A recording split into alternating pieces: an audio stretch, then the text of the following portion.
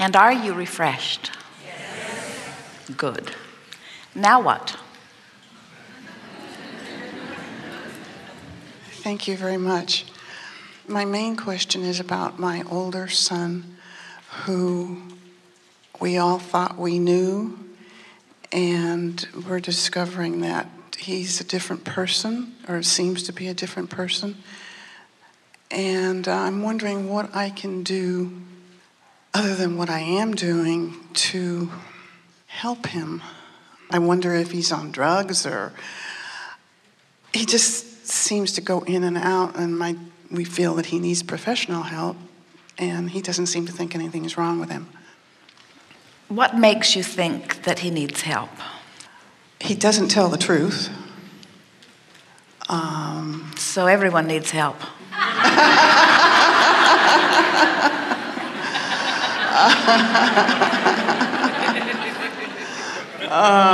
He tries to manipulate people. So everyone needs help. Yeah. He's selfish. He cares more about himself than anyone else. Yes, including his daughters. And he's mean to his daughters at times. Well, the reason that we're probing a little and playing with you a little also is because when you say, it seems that he's someone different than we all thought he was, what we are more likely to say to you is, he may have been trying to be who everyone thought he was for so long that he went out of his mind because everyone saw him different. And as he jumped through this hoop and this hoop and this hoop in an effort to please, only to discover that he was not pleasing anyone, he sort of went berserk. We see it all the time. In other words, this sort of realization that hard as I try, I cannot make it right for you. And so sometimes, especially with very strong energies, there's just a sort of whiplash response that says, forget it. That's actually what he did say. He says, I'm just going to please myself and my two daughters. Actually, he's not pleasing his two daughters, who think he's kind of weird. Well, the reason that he's saying that is because he's recognizing that there's not consistency in what everyone else is asking from him. And you all sort of understand that from your own experiences, that so many different people want you to be different things. We were talking earlier about Esther's dream and her realization of how her own perspective kept moving about. And if there was anyone watching her outside of the dream or within the dream, but watching her having all of those feelings, and they did not know what her perspective was, they might have thought she was a crazy person, because one minute she feels sorry for the bear, the next minute she's throwing rocks at the bear.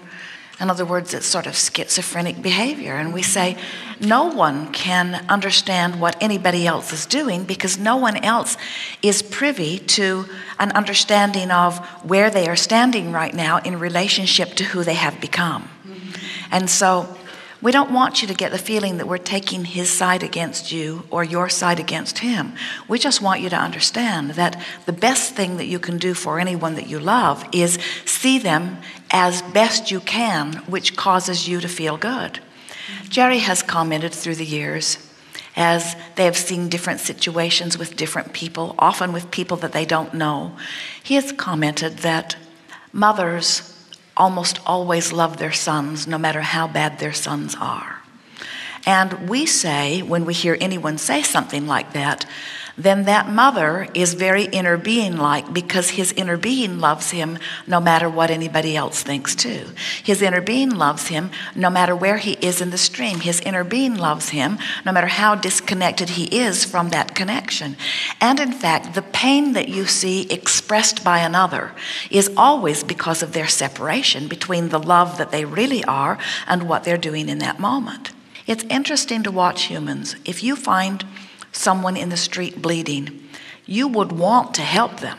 But when you find someone enraged or in depression, you don't have the same sympathetic desire to help them, because their disconnection usually causes them to be abusive as they're making their way up the stream, and now you want to abuse them back. When someone shouts at you in anger, most of you shout back in anger. You do not respond in love. Most of you have a knee-jerk reaction to their knee-jerk reaction, to their knee-jerk reaction, to their knee-jerk reaction. So a whole lot of people are just running around having responses to things instead of guiding their own experience. And after a while, sometimes the stronger ones of you say, enough. I'm not going to jump through any more hoops. I'm going to find my own way. So if we were standing in your physical shoes, we would look for the positive aspects of what you're seeing with your son. We would say something like, well, finally he's at the place that all of us may eventually get. In other words, do you think that your response as a human should be to give in to everyone who wants something from you and just give it? Do you think that you should find a way to make everything possible for every person that thinks that they will feel better if you will change a condition? No. Most of the world is not paying attention to their vibrational gap. Most of the world looks at that condition and likes it, and looks at that condition and doesn't like it, and then says, we need to change that condition. So your son has all of these people saying, be different in this way, and be different in this way, and be different in this way, and be different in this way, and be different in this way. And you can only take so much of that before you say, you do something about it. You don't like the way I am, then find somebody else to give your attention to. And we say, step in the right direction. We want you to, first of all, acknowledge that it is not wrong for your son or anyone to want to feel good. And next, it's not wrong for him to understand that he cannot be enough different things to enough different people to keep them all happy. He's tried that for years and it hasn't been working. And now, in a sort of self-survival phase of his life, he is trying to maintain his alignment. And we say, you all have that instinct to do that, but it takes a strong one of you to buck the current of the masses that are trying to get you to modify your behavior in order to please them. What most of the world is saying to others is, you should not be so selfish as to please yourself. And what they mean is, you should please me. Okay, I can understand that, but he's not living up to his obligations financially.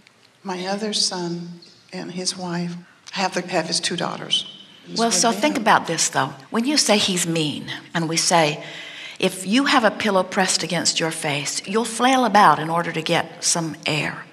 And when you are pure positive energy and you are at the other end of that, there's a tug of war going on inside of you that feels pretty awful. And when you feel powerless, as he has been feeling, his first step in the right direction is to get into that place of revenge and belligerence.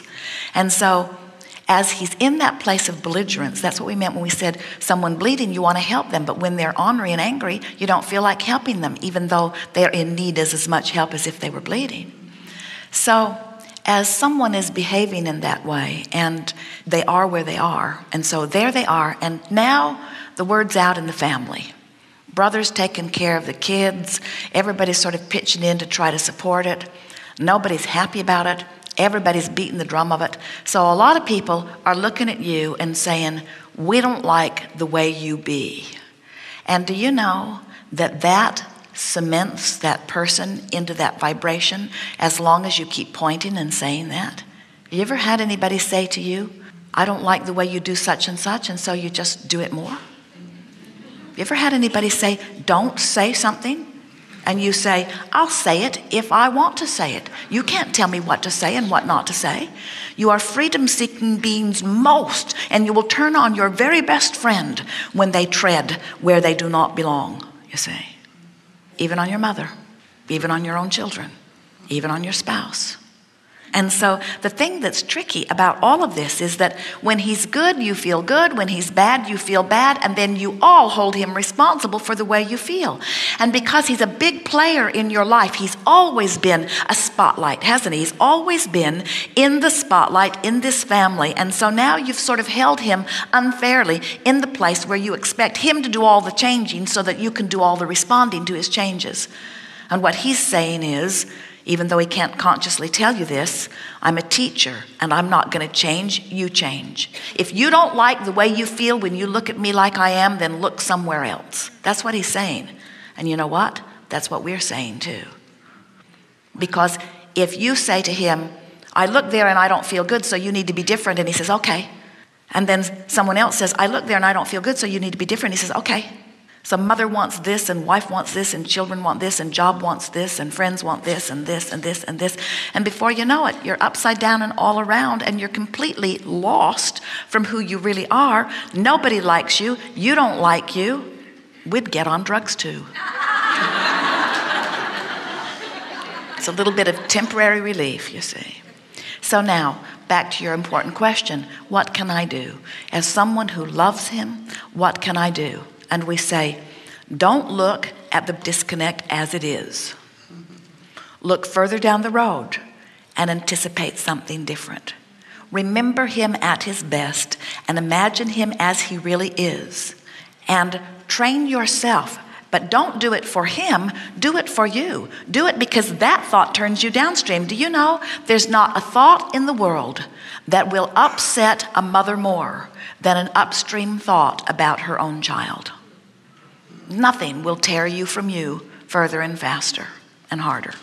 So say to yourself, I'm going to find a way to feel better about this, not because I'm trying to fix him, even though I have been my whole life. His whole life. Not because I'm trying to fix him, but because I just don't like this feeling.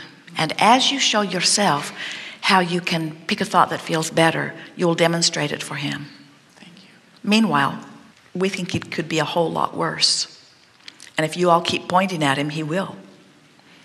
He can be as bad as you expect him to be, or he can be as good as you expect him to be. Which brings us to the most important part of this. Have you ever known anyone who was sometimes good and sometimes bad from your point of view? A child who with one person seems one way and with another person seems an entirely different way, and it is the same child being evoked from different vantage points.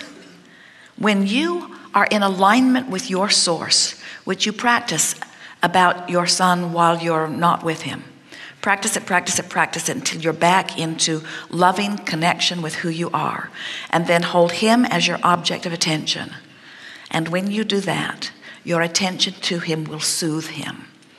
It's like source calling him.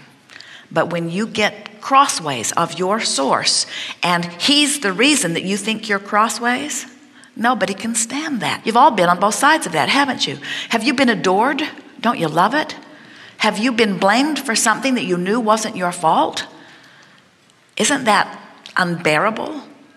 And what we're wanting you to understand is that you cannot take responsibility for how anyone else feels about you. Your son is the healthiest one in this whole scenario that you have painted for us, because he's the one that's finally saying, love me or don't, it's your choice. That's what I came to, actually, that he was a teacher to help me. He was a gift. His behavior was a gift. So what you say to him is you say, be as bad as you want, I'm still going to love you. Yeah. And then say, and I'm not talking about that old boring mother's love that all mothers have. I'm talking about leading edge, determined to go with the flow, connect with source energy love. I'm talking about deliberately remembering who you are. I'm talking about knowing who you are. I'm talking about disregarding any behavior that you're offering, because we all offer behavior that we don't mean to offer. I'm talking about disregarding any behavior that is troubling to me and focusing upon the reality of who you are. And I'm old enough and wise enough to remember who you are. So don't come to me for sympathy about somebody not liking you, because I'm not one of them. I love you. I always have loved you. I always will love you. There's nothing that you can do that will ever cause me to not love you. I love you. So just deal with it.